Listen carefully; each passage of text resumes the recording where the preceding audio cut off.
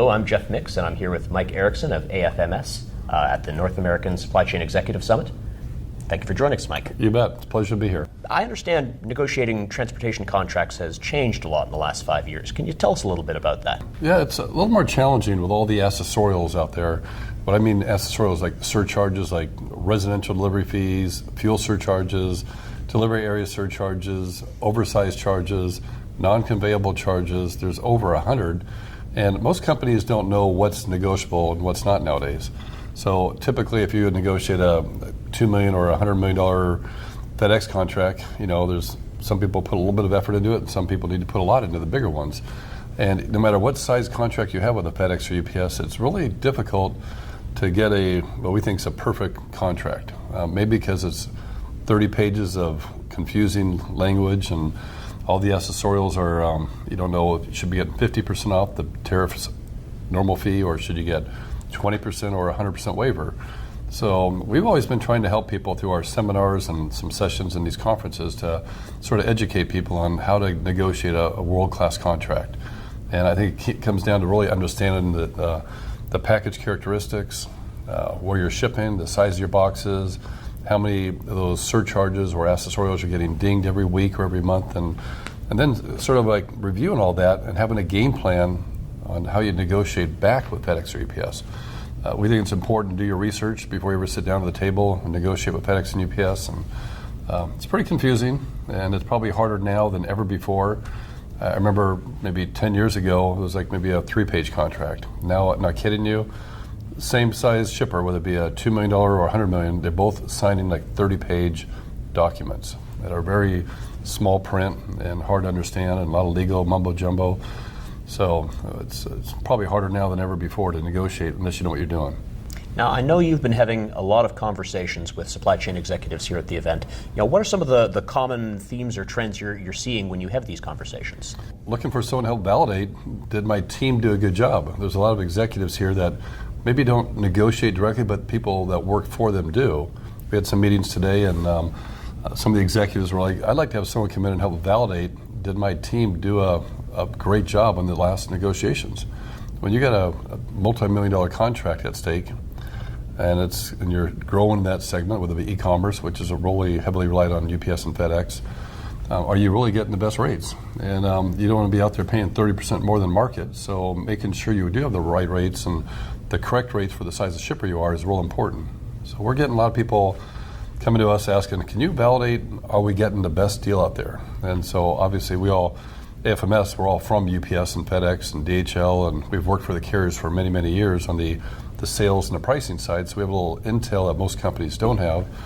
So we do a real thorough review and a validation for them and give them either peace of mind or tell them, hey, you need to review your contracts a little more detailed the next go around.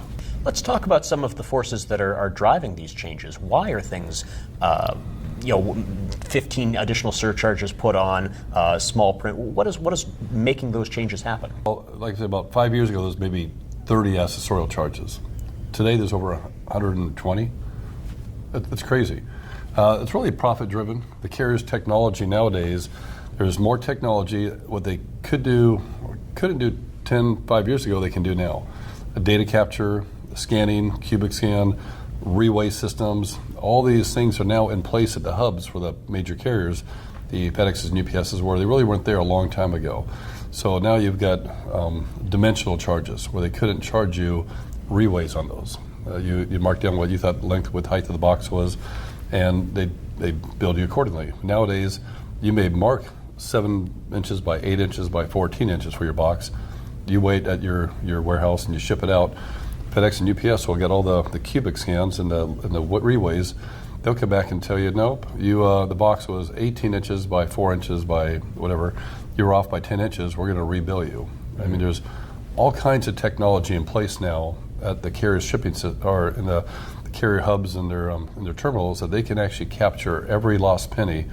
So they couldn't in the past bill you for some of these. A DAS delivery charge or extended DAS.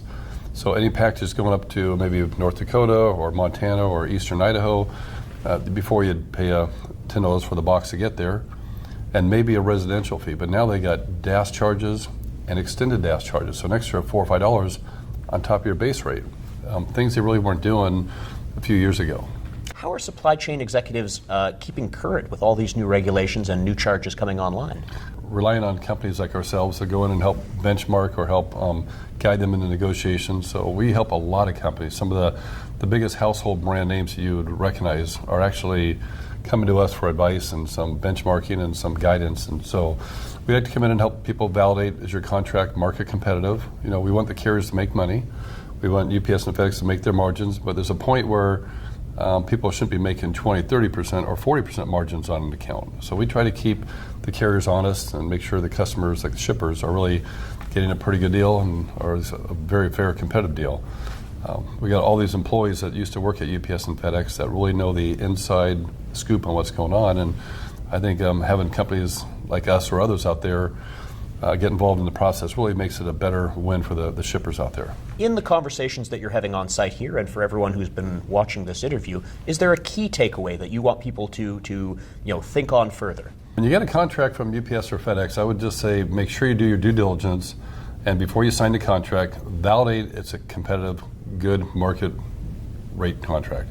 If not, you could be paying 20, 30% more than what you should be. So make sure you do your research.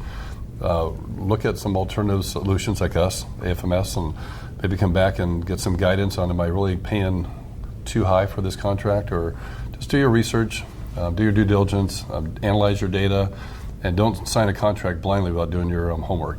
I've been chatting with Mike Erickson of AFMS here at the North American Supply Chain Executive Summit. Thank you for watching.